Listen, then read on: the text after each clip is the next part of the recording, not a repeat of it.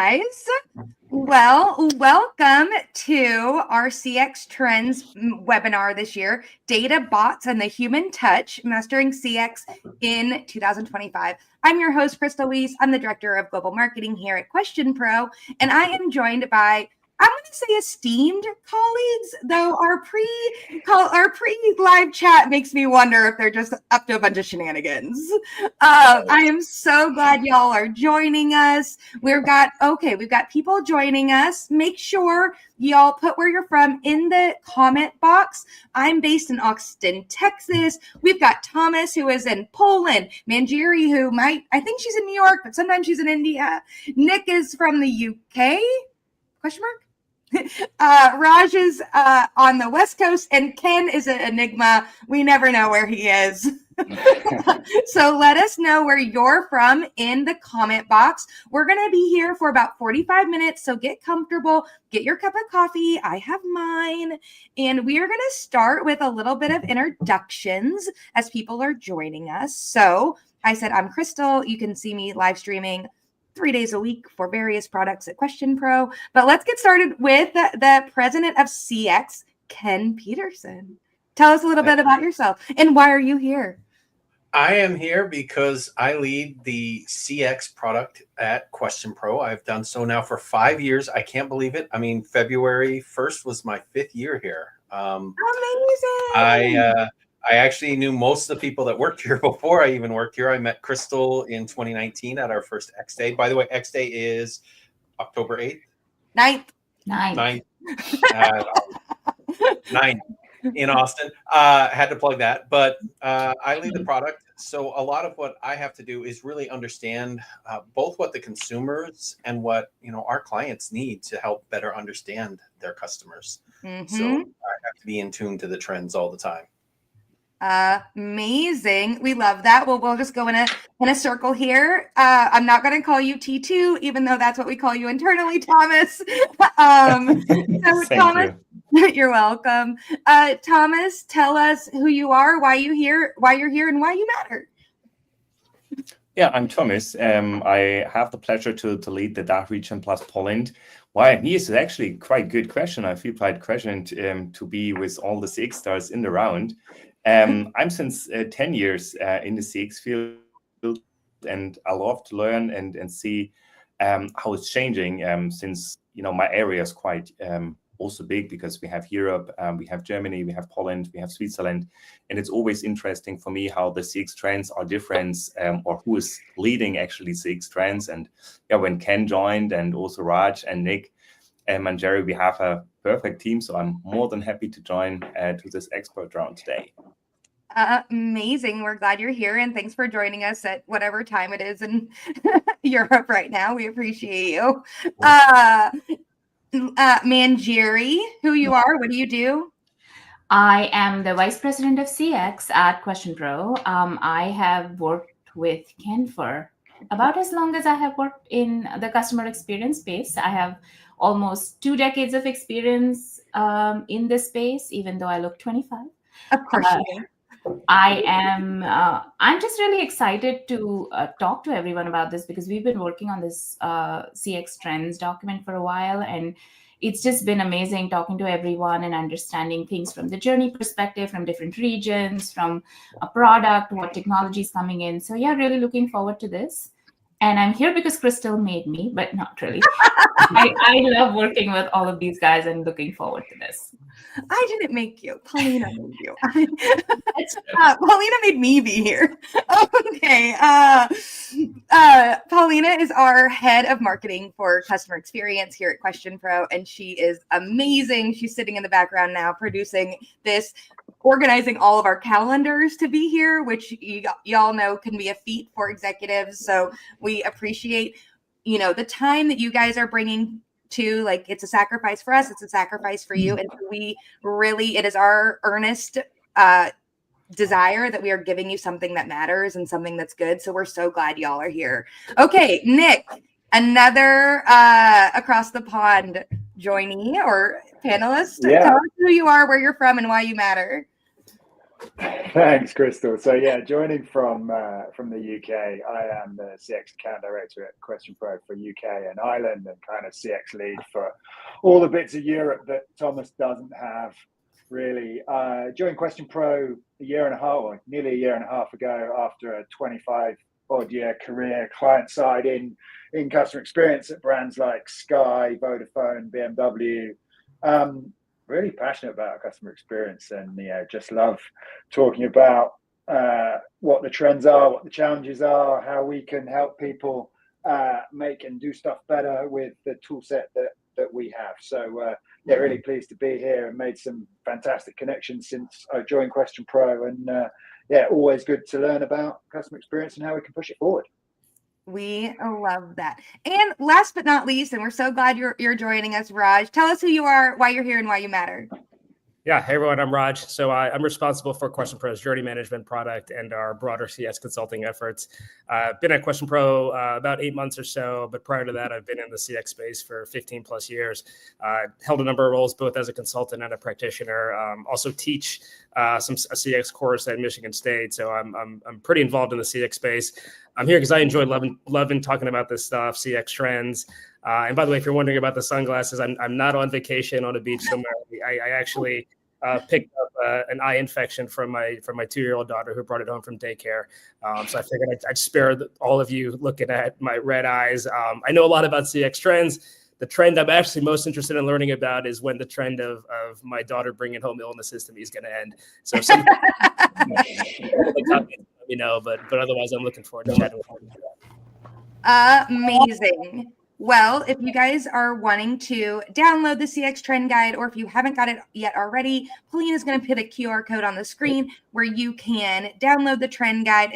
I would say it's like also beautifully designed. Shout out to our design team. It looks impeccable this year. And Brandon, don't troll anyone. And we are so glad that you're here. So make sure you get the Trend Guide. Well, we're going to jump in so that we value your time. And we look like we have Florian from Las Vegas. Brandon, I think he lives in Austin. And so make sure you guys chat it up in the comment section because we can see it. And so, we're really excited that you're here. So the first trend we're going to be kicking off with is, no surprise, it's AI related. So AI-driven customer understanding and personalization. With the AI revolutionizing how business understands and interacts with their customers, we are setting a new standard for personalization. Now, I know this is gonna don't get triggered and this isn't all about AI. I promise the other trends are not. We're not here to be AI enthusiasts, even though we kind of are. But Ken, tell us a little bit about how AI is going to take personalization to the next level. We'll kick off with you. All right. Well, I think one of the biggest contexts when we talk about AI, I mean, if you don't have good data coming in, you're not going to have good data coming out. And I like to give a special shout out. A friend of mine, a former colleague of ours, Steve Livingstone, once was presenting at a conference, and he said, data is like manure. If you just put it in a big pile, it's just a big stinky pile of crap, essentially. When you synthesize it and spread it out, it can actually fertilize and grow your business. And he said that at a conference, and it was like, wow, that was probably the most amazing statement, because I used to talk about data lakes as being data swamps. You just keep piling data and it just does nothing.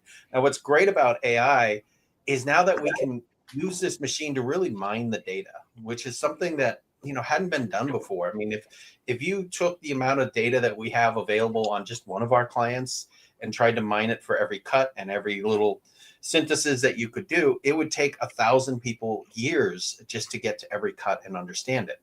However, AI really shortens that and really allows us to have that running in the background while we're actually taking the results that matter and making it personal to the client, the customers, our clients, and actually being able to drive hyper-personalization. And I mean, we talk about it a little bit later. I mean, the trade-off of giving up your data is that you want that personal experience. Mm-hmm. And so we can now use AI to really drive that home with our customers. That's amazing. And, Nick, as Ken was kind of saying, you made a comment in the guide about how AI will also allow you to test these hyper-personalizations in kind of like a clone safe area before you apply them to your customers. Can you kind of expand on that a little bit? Yeah, sure. So this was a concept I first heard a couple of years ago talking to a fellow CX pro over here in the UK. And it's sort of like, with all that ability to extract information and package it up and, generate stuff that tells you sort of how customers are feeling, could you use AI, machine learning, all of that stuff to build this sort of replica of your customer base and then say, right, so we think if we made this change, it'll help us. Run that through, see what happens, get the response. I mean, thinking about it a little bit more as well, I think, you could almost get quite close to that right now with just ChatGPT, a bit of segmentation work, persona work that you've already done, and say, so how would this type of persona, this sort of person respond to us doing this? And you'll get some sort of view back. So I think that sort of clone of your base is getting ever closer. And yeah, it's really similar to Ken's point, right? It's tools that make the understanding easier and getting the sort of the impact out of the data more readily available. Yeah. You guys, this is kind of an open question for you guys. Do you worry though about running those tests that you are going to slowly like vanillify or create mid experiences, right? Like you're creating like a amalgamation of like beige. Like, I don't know how to, do you worry about that at all? Like the customer experience is just going to become like boring, or is that what we're looking for? So there's consistency. Either one is fine. Yeah, so I mean, I think that's a risk, but I think like any of these, it's one tool in your armory. Like if you're doing that to get a baseline to make sure that your base level of we're going to do this doesn't dip into, frankly, being a bit shit, then that's good. And if you can then find other ways to listen to what people think about what you're doing, take actions to make bits better, focus on moments, creating memories, use it as a baseline, use the tools together, then you're hopefully avoiding that. No one likes beigeness. That's what I can't keep be calling consistently great until you're consistently good. There you go. So if you're not at least good and boring, you can't have those moments where you show greatness. That's how my dad taught me to drive. He's like, if you can't learn to drive the speed limit correctly, you can't speed. That's a great point, Ken. I think you're right. I think the AI will help most organizations get to that consistent level where you can achieve the good, but then you still need the human element in the loop to really, at the moments that matter, deliver those great experiences. Yeah. Thomas, you said in the backup or in your commentary that you said building emotional connections, this will help us thrive like never before and be like build loyalty. What do you think that is that adding then in of like, here's our baseline, but you still need those, human connections to take it to the next level? You definitely need, right? So for me, it's also not a question, are we going with AI or not? The AI will come, right? It's just a matter of training this and makes this ready. But the most important thing is the human touch, because AI will help us to automate and let us focus on the important thing, but it will never replace a human being. So it will always be an assistant of a human being. And this is the thing which I would highly recommend to be careful to not always automate everything with AI. I'm seeing this, for example, a lot of this with chatbots.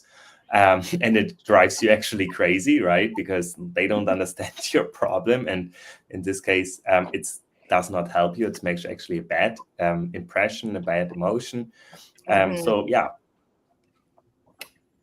I love that. Well, okay. I think I'm going through the guide as we go. I think this is our only AI specific trend.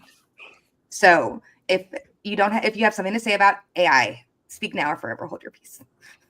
I just think, is AI helping us make the decisions, or are we letting it make the decisions? I think that will be the difference. And especially if you put the customer first and think of their journeys, I think it's going to be a great tool for us to be faster and be better at it. But we still have to be the ones creating the strategy. For sure. And that you just a perfect segue, Manjiri, mentioning customer journey. That's our next trend that we're going to talk to Raj about.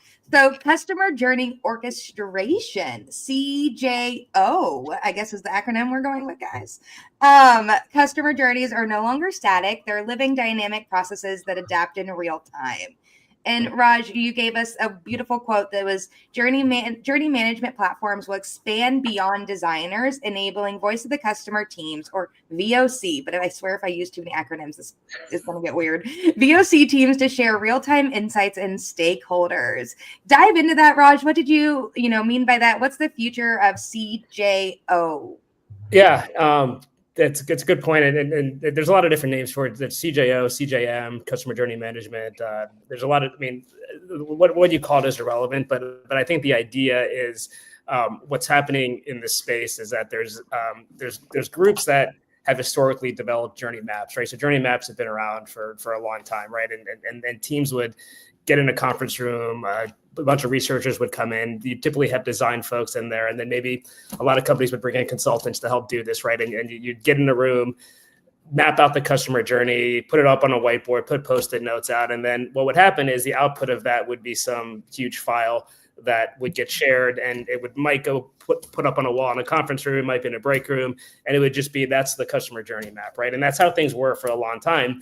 The problem with that is that approach was, there's actually two problems with it. One is that they were static in the sense that they were created once, and a lot of effort would go into making those journey maps, right? So it might only be updated once a year, twice a year, and things are changing so rapidly now. So what would happen is, like, you create this map, put a lot of effort into it, put it out there, and then it might be irrelevant in a few months. Yeah. The other problem with it is the teams that are responsible for collecting and consuming customer feedback and being closest to the voice of the customer often didn't have a lot of input into the creation of these journey maps, right? It was typically a design function or a research function that would create it. And then what would happen is via voice of customer teams, VOC teams, would collect feedback on a regular basis through their own mechanisms, and they'd produce their own dashboards and reports, and they'd be useful as well. But you'd have these two things that weren't really talking to each other. And what's happening now, and I'm seeing this with a lot of forward-looking companies that I work with, is that those groups are starting to come together, right? So VOC teams are realizing, hey, let's embrace this journey management philosophy. Let's show our insights in the picture of a journey map as opposed to some static dashboard. And then let's connect with those designers to not only provide our insights to them, but collaborate with other folks. And by doing that, and by showing customer insights in this journey mapping type format, so than if you just put a dashboard in a report, right? Because you can actually connect an insight to a specific point of a customer journey, to a specific persona, and then it's easier to go tell a team, hey, let's go act on this. And then by having dynamic journey mapping platforms, you can actually see the impact of those changes in real time. So I think that's the trend that I see happening, and a few organizations have adopted it, but I see in the next year or so, more companies are going to realize the power of bringing these two teams together. Yeah, that's amazing. As an outside consumer, I would have assumed that all these teams work together, but that's my bad. My bad. It's the ideal scenario, but it's not always, the world's not ideal, right? So. Yeah, I also was like, to me, it seems like A/B testing, like things on, like from our last topic. That's another thing. Like in marketing, we A/B test all the time. Like I'm not going to put something live that our customers don't engage with. Like. Yeah.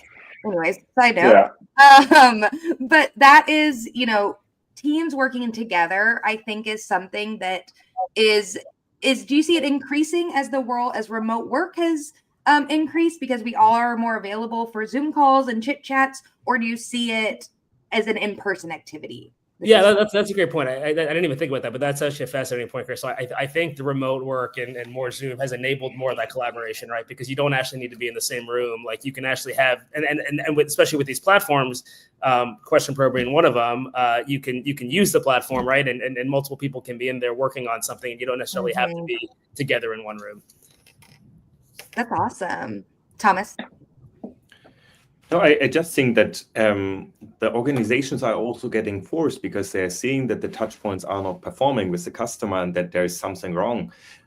Because, Raj, I'm not sure how you see this, but mainly this was the design team, UX teams who was building the apps, the engagement, what's going on, but it was never getting measured and connected with a different touch point and stuff like this. So I guess that the problem is that the experience on a particular touch point can be an app, can be when someone is purchasing something, or when they had an onboarding training, that the people see that something is going wrong. So the organizations also understand that, hey, we have to connect the dots. We have to connect the CX teams with UX design and really map this together.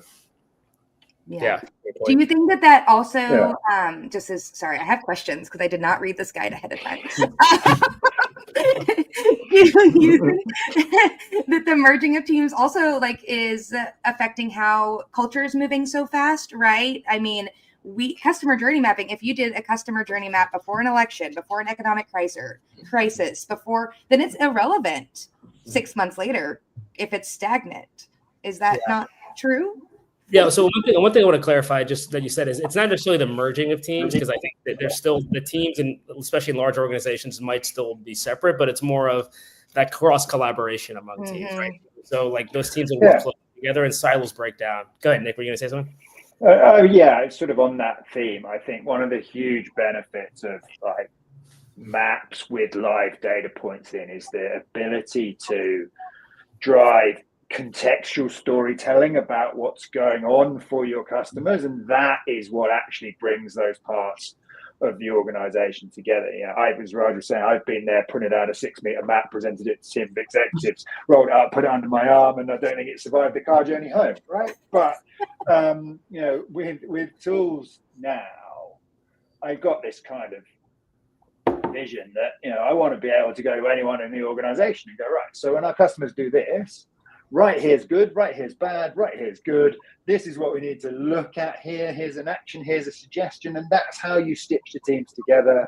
And it's not just as well, you can not just an internal view, you can use outside customer communities, bit of other survey data to come in and go, and then customers actually think the improvement should be this. So yeah, it's all about the contextualization and the ability to, and having tried to do this to exec teams for 15 odd years, the ability to have something that grabs their attention in context is just gold. And that's where the journey management stuff really helps for me. Amazing. And you kind of teed us, man, you guys are so good at my job. You teed us up for the next topic when you're talking about platforms.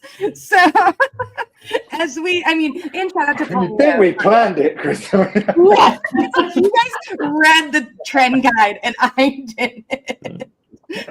Shout out to Paulina for tying these all together too. So as we, all these teams are collaborating more, we're breaking down those silos. The need for customer data platforms, or CDPs, man, you guys love your acronyms, are key for technology growth. Centralized platforms for consolidating customer data are becoming essential tools for unlocking deeper insights and delivering cohesive experience. Manjiri, you're our subject matter expert here, and you say that organizations that create systems and frameworks from a data perspective instead of a technology perspective will be more agile and insightful when it comes to understanding customers and responding to those customers' preferences. Can you expand on that for us? Yeah, sure. So I think we've seen a journey from the old way of doing research to technology coming in, and we were all about privacy. We were all about making sure that tool is working to give you data fast, accurately, right?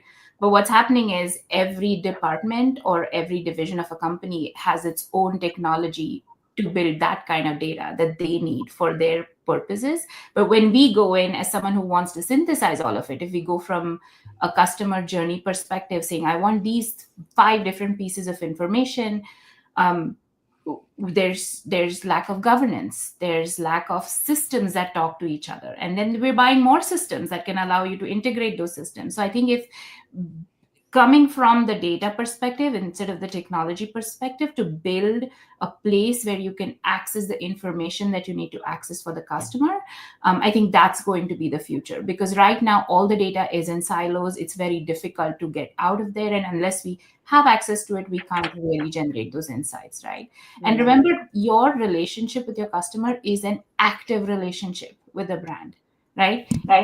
Always evolving, it's active, you're collecting more data, you're doing all of this stuff. But unless we design it with that in mind, it's going to be very hard for us to actually access the data. So you have all the data, but you can't access it. And that's kind of the sad reality that a lot of us go through, right? Is just, I can do so much with it. I just need to access that data. And I think that's going to be a game changer for anybody who goes from a design perspective for that. In the guide, I was going to ask you a question, Ken.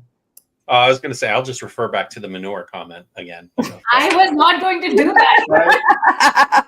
But Ken, I have a very similar one to that.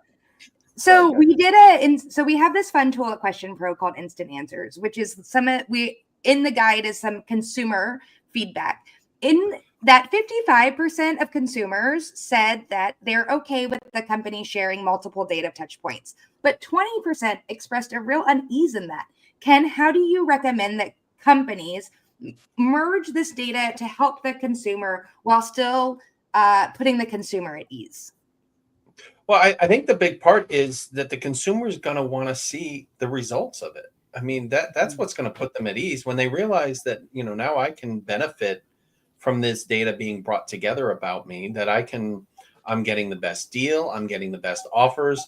I mean, I think of, that there was an example with Target where I guess a teenage daughter bought a pregnancy test, and suddenly they sent the moms the coupons for diapers and formula, and they're like, what's going on? And like, people don't want to feel like they're being invaded, but at the same time, they want the best offer. And I mean, imagine you buy a car 5 years ago. Yeah, it's probably coming up time, if those two departments, if the marketing and the sales aren't working together, you're going to be getting hey, come in, check out our new car selection 1 year after you bought your new car.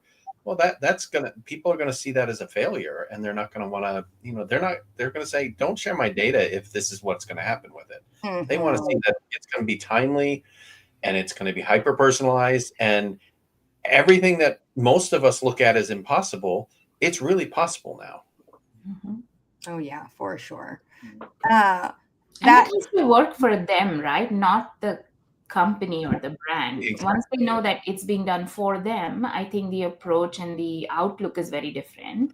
Mm-hmm. Outlook towards privacy is anyway different as younger consumers are coming into the picture. So yeah, I don't mind you having my data, but what are you doing for me with that?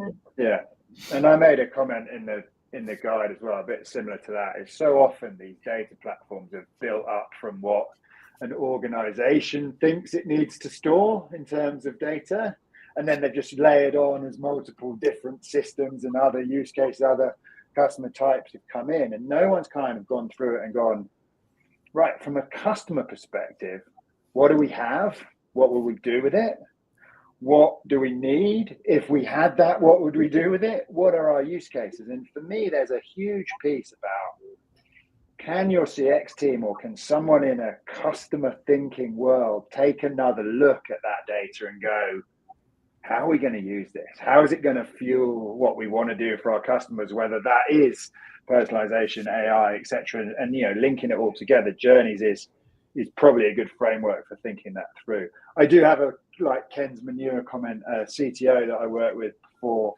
He said, no, but you'll be all right from a data perspective because you're going on to our new strategic data platform. Ooh, strategic. Said, that's great. And he was French. I said, it's great because, it's a bit like a bottle of fine wine when you don't have a corkscrew. I'm going to bash it on my shoe to get some data out of here, even though I know what's in there is really good, but I can't get to it. So yeah, there we go. Similar. That's a good one. That's a good one. Well, Nick, since you already have the floor, well, you're here to be our subject matter expert for Trend 4, Omni-Channel Excellence with chatbots and messaging apps.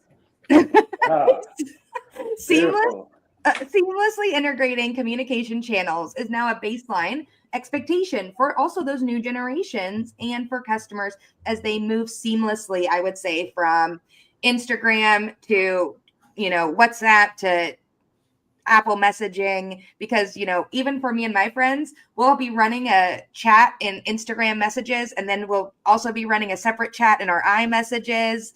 And, it's our seamlessly connecting. You say human style chatbots will continue to oh my God, you use big words. Hold on.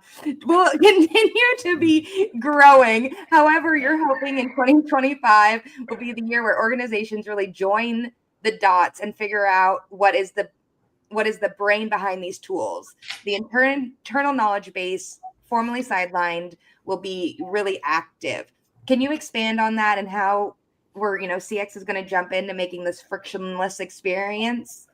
Yeah, sure. And this is something I lived a little bit in my immediate role before QuestionPro, when I was at a scale up in the automotive industry. And there will always be an AI tool that you'll go, oh, shiny, and that's going to save us money. There will always be an AI tool that you'll think, you know what, that'll really help our customers. And a lot of those probably will help your customers. But when you think about, the AI tool and what you're entrusting it to do for your customers, say it's a chatbot, right?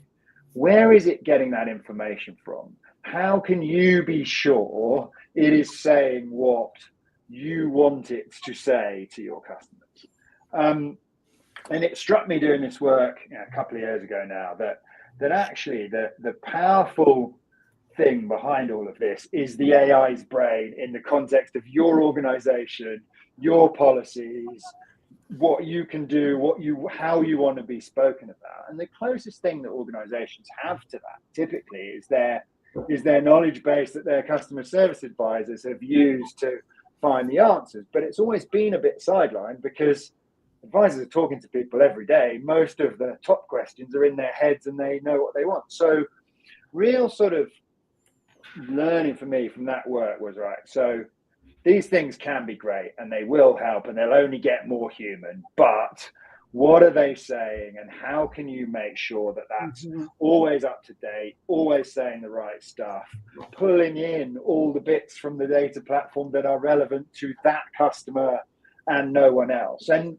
again, AI will help you get to that point to make the AI work better. That's the beauty of its ability to crunch through tons of data. But a little bit of thinking around what do we need to have in that brain rather than it just relying on nebulously whatever it relies on. Like when it made made policy for Canadian airline. The chatbot made a policy, then they got refunded. I was like, dude, if there was someone smart and nefarious, I would have been getting on every chatbot and trying to get as much money from any chatbot as I could in that short window. Oh, it's like those two robots that created their own language. Like suddenly it's no longer focused on the customer. It's now, the AI taking on its own life essentially. And if you don't have them trained well and you don't have it connected to the customer data, we're going to lose out. Mm-hmm. Do you have I mean, we have a couple overseas, you guys here contingents. Have you seen a difference though in the adoption of chatbots with like WhatsApp being so popular in other countries? Because there is like a whole business side of WhatsApp that if a salesperson texts me in the US, I am blocking that number as soon as possible. Text messaging is my personal space. You can call me every day of the week. I'm not going to answer it. But if you text message me, you're getting blocked. Good to know. I didn't know that. You haven't been Only Slack messages to Crystal. T2, do you guys use a lot of, I would say, WhatsApp in the CX space, or is that still an enigma as it's rolling out? No, I wouldn't say this, right? So I have some I guess WhatsApp is still private, right? I have with some good old customers still WhatsApp chats open, but this is still private, right? I also know in other regions, like in LATAM, they're using this really for customer support, and it's great, and I love it. But in our region, it isn't a trend, and I hope it will also not be, because Crystal, I'm like you. WhatsApp is still something private with friends and families and good old guys. But it's super interesting, and this is also what I love to talk about. Different people in different regions, there are different trends, and you never know, because in Europe you always say the trends is first in the States, and then it's coming over. So let's see what's coming next. Oh, I always thought that Europe was way cooler than the States. No. I love that. Well, it is the future of chatbots and technology is definitely going to be increasing as people find other ways to connect with people. But I would say what we're seeing a lot, at least stateside, is that good old fashioned have lunch with your customers, get in front of your teams, meeting in person. I'm getting lunch invites 2 or 3 days a week from emails of people who want to do that in person meeting. So don't forget that your customers are real people. They're not just online personas. Go out there and meet them, shake their hands, learn about how they're using your product, and never forget that at the end of the zeros and ones, there's a real person. So, that's who you're making these customer experience decisions for in the long run. And that takes us into trend 5. I almost lost my place. Empowering employees and embedding feedback for CX excellence. And this is where companies recognize that happy employees are the foundation of the exceptional customer experiences. A strong connection between your employee experience and your customer experience drives business transformation. Man, that is some business speak if I've ever heard it. T2, do you want to kick us off? Because I know you do a lot of work in the employee experience space with our head of employee experience, Sonia Lucina. Yeah, because the CX and EX combined. Yeah, it is important. And I know also that Ken was speaking a lot about this topic. And a lot of people are missing actually this topic, that EX have a huge impact in the customer experience, because I guess we were scratching all of these topics already before, because happy employee will bring you also happy customer, because if you treat your employees good, they will give this treatment back to your customer. And Christy was saying that the relationship, the emotion comes from the human being. You are not building a brand, you're not building emotion to a brand if you're chatting with an AI, with a chatbot. Let's see what the virtual reality will bring us. But at least with me, when I'm going to retail, I just had an interesting experience also in a huge Walmart in Poland, that the robot was going through and offering you product, which was super interesting, right? Even if my little son was super scared. But I was working 3 years in a retail, and when someone is coming to you and say, hey, good morning, good afternoon, I feel welcome. And this is something what AI, what a robot can't bring you. And I guess this is quite important. And I guess this is also why I always remind the people in this. And also an old customer for me was putting an excellent project for the employees. So they really embrace the employee. They build EX experts on the particular touchpoint. They train them what it actually means. And I also know that some of the organizations, they're really going the next level. They're even measuring if the organization is customer centralized with the survey, with the employees. And this is where I hope that more organizations will be more customer driven, which also means that they're employee driven, because it have a huge impact on this. Yeah, I think that in last year during the Home Depot earnings call, the investors were asking Home Depot, why did you, everybody else is facing shrinkage, which is like just theft in the US. They just call it shrinkage. And but Home Depot, you're not facing as much shrinkage as other companies like Target or Walmart's. And the CEO said something to the effect of, well, I hire enough employees and I treat them well that they keep people from stealing things. They care. Yeah. Yeah. And it was very much like it made all the news, right? Like, but it seemed very obvious. It's very obvious that if you're hiring enough employees and those employees are treating customers well, like one, it's probably harder to steal from that store. Like you're not going to steal from someone talking straight to your face, maybe. And Ken, what do you got there? I mean, you it's just like you said, you care about your own home, so you're going to watch out for the things in your home. And most employees are spending 8 hours a day. I mean, 1/3 of their day they're spending at work. And if they really feel like they're acclimated to it, I mean, we just had our company town hall a couple hours ago, and I can't remember who said it on Slack, but someone said, or it was Jerry said, if you're enjoying work, it's not work. And so there's two things. I mean, make them feel like, this is a place you want to be, not a place that you have to drag yourself to. And I think the second part is empowering them, giving them the tools that they need to make sure that the customers are happy. And that's usually what's missing. And I mean, you mentioned Home Depot before. Those employees have the power to take action. If you're having problems finding something, if I'm looking for this and you don't have it, I mean, they'll get on their app and they will, get to another store and say, hey, I could have it here in 4 hours if you need it, because it's going to come from this store to this store. So, having that empowerment is huge. And then from a customer experience standpoint, giving them the ability to respond to customers right there before the customer leaves, throws a Google review, a Yelp review, and then complains on the survey, giving them that power right then and there to take action before they ever leave. Yeah. Can I follow up on that, Crystal, real quick, on empowerment? Empower away. I feel pretty strongly about this when it comes to frontline employees and customer-facing people.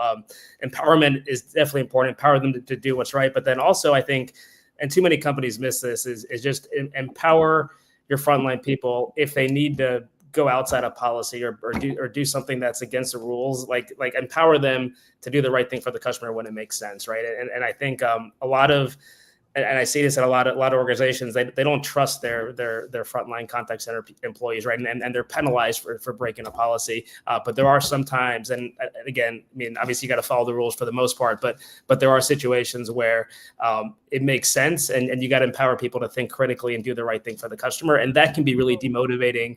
And I've experienced it myself, both working with call center employees, but then also as a customer myself, when you can sense that the frontline employee actually empathizes with you, wants to do the right thing to help you as a customer, but then they just can't because they're constricted by some policy, that actually can demotivate employees and cause them to leave. So thinking about treating your employees, your frontline employees as adults and empower them to think critically to make decisions is important. For sure. And remember, customers don't want to give you feedback. They want to have conversations with you. Omni-channel conversations. And if your employees are happy, those conversations are going to be authentic. They're going to be earnest. And I think that just improves customer experience so much more than just offering services and solutions. For sure. Our survey said that 71% of consumers believe that employees' happiness impacts their loyalty to a brand. Yeah. Right. And I think that's really true. There's a Sephora I don't go to because the women who work there are kind of mean. I go to a different Sephora. And sometimes I go to Ulta. I'm avoiding, specific stores or specific places because those employees don't feel happy and don't seem happy. I'm not going to go there. No thanks. It's so true, though. You can feel it when you're there. Yeah. And I think, some of the fear of empowering these frontline teams comes from, it's going to cost us money or stuff like that. I've been a big believer for a long time. Actually, having people do the right thing has its benefits.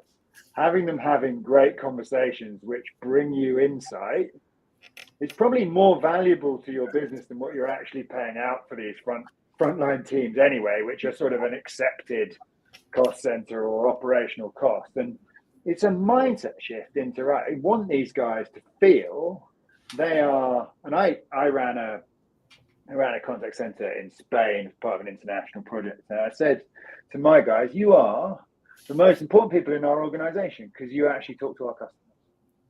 Full stop. None of the rest of us do. And flipping that mindset on two ways, making them feel valued and important, but also knowing that what you're getting back out of it in terms of insight is worth more than what you're paying for it, is a huge start for an organization. I'm sure there's a lot of horror stories, Raj, about people doing customer journey maps who have never talked to the customers. This was cute. Yeah. But to Nick's point, it's like, okay, I'm gonna hire a consultant and we're gonna pay them $25,000, but then they're gonna make us millions of dollars. And they're like, but did you talk to the people who did you talk to the Sephora girls who are driving away customers? Who you're already paying for. Yeah. Amazing. Well, for everyone watching, we here at QuestionPro, I am going to do a little bit of a pitch. We do sell more than customer experience. We have a wonderful employee experience program that can take you through 360s. It can take you through customer or employee empowerment and those action plannings for your executives or anyone at any level. And so if you ever need an employee experience program that matches in the same portal as your CX program, please feel free to reach out to us. We have those solutions for you. Well, we have time for we have about 3 minutes. So we have time just for one bonus trend. Oh, Ken, you're reading my mind. I know I've done a webinar, Ken. I don't. Anything you do. I'm going to pick one. I'm just going to scroll down and close my eyes and pick one. Okay, here we go. Bonus trends. Okay, purpose-driven customer experiences. Consumers demand ethical, value-aligned brands. Transparency and sustainability and purpose-driven initiatives will set CX leaders apart. I know that's not the one we had on the sheet, but that's the one I picked. Ken, how do you feel about purpose-driven experiences? You have, Gen Zers in your life, right? The kids that, everything is purpose driven for them. So I'm sure you have some personal anecdotes about this too. Oh yeah, no, and I'll take it away from the personal, but I was actually speaking to a friend of mine. He's going through a career transition where he's actually been sort of on the client side and he's moving to sales. And he said, I'm scared about it, as he should be. And I said, the important part is to understand what the purpose of that person being there is. I mean, all of us collectively will sometimes say, hey, look, we have this cool new feature, and it's easy to do that. But when you start thinking about, what drives the customer's purchase decision, it's that emotional side. It's never the feature A, feature B, feature C. I mean, if you've gone through any sales process, whether it's, selling I know I'm old, a home stereo in Circuit City. I know. My brother's first job was at a Circuit City. Crystal's like, what is this? No, talking about setting up a voice of the customer and customer journey management orchestration system for your organization. It really comes down to, don't sit there and say, oh, well, I have this, and these are the things that are going to make you successful. No, start with, what's going to really push them. And, a friend of mine that works in RV sales, it's like, he doesn't talk about, oh, well, we have this feature, that feature, and look at the kitchen. It starts with, imagine yourself in summer. I mean, it's the middle of winter, and this is it. Imagine yourself this summer, not wasting your summer working away, but hooking this up to your truck and going up to the mountains, building a campfire and sitting around with friends and just enjoying yourself. So that's really what we have to think about when we're talking about engaging with the customers and connecting with them on a purpose-driven side of things, the things that are important to them. And that could be time with family, that could be sustainability and ethics. It could be any of those things. But it's really got to start with, understand your customer well enough to know what they need. I love that. Manjiri, do you have some thoughts about understanding your customer well? I hate to make generational stereotypes, but one thing I will give to all the younger customers that we are onboarding, right? they actually care about authenticity. They care about the sustainability. They care about the values. And I think as we have those customer conversations and actually talk to them when we're doing journey management and see the different ways they're interacting with us, I think it's going to be important to keep that in mind as we do purpose-driven solutions for our customers as well. Amazing. Well, I really appreciate you guys. And if you're watching us, we appreciate you here. And we've got one question we're going to pop up for the panel because I think all of us have a hard stop at noon because I got a call. So we got 6 minutes to talk about this. Shannon Knowlton asks, after creating a journey map, what are the best practices to keep it updated and aligned with the ever-evolving customer behaviors and feedback?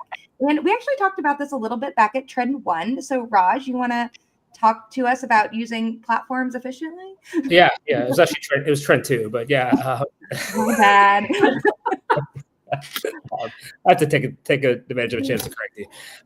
But yeah, no, I think hopefully we covered this in Trend 2, but I think, Shannon, it's a great point. And really it's about like that evolution from creating these static maps to creating maps in dynamic platforms, right? If you do that, and then like we talked about, share the data with your organization, that's really the best practice to kind of keep it aligned. And then what you should do is then bring in customer feedback, and you can and connect like your survey feedback and metrics into the journey map, right? So actually with our platform, we have the ability to bring in, if you're using our CX platform and the journey management platform, your CX survey data will come into the journey map live, and it actually updates dynamically. So as new feedback comes in, the journey map will actually update with that feedback. And then if you give access to multiple people in an organization, they can see it, and then you can use it as a way to keep it updated and drive actions, and that keeps it from getting static. I love that. Anybody have some last minute commentary? Thoughts, feelings, future, hopes and dreams for this world of CX professionals? Thomas, I almost called you too. My dream is connecting the three dots, the journeys, customer experience, and employee experience, that everybody is taking care of this. I love that. Manjiri, hopes and dreams for the future of CX. I think we all start thinking about customer conversations, not customer feedback, and that will change how we do everything. Amazing. Nick, thoughts, feelings, commentary?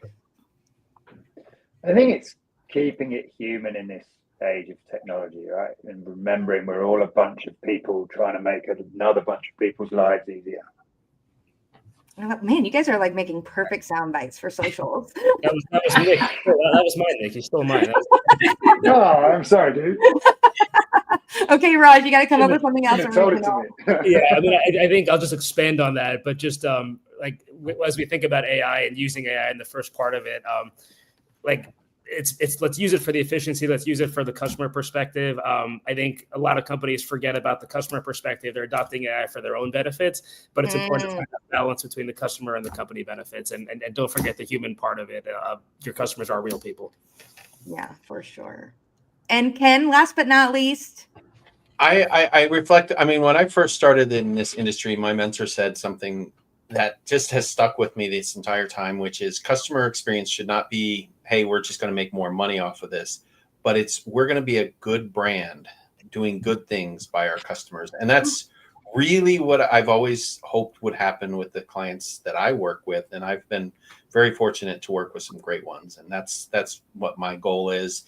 And regardless of the technology, what, the newest, greatest, coolest widget is or whatever, that's what I want for our clients to do, is do right by their customers and become profitable because of it.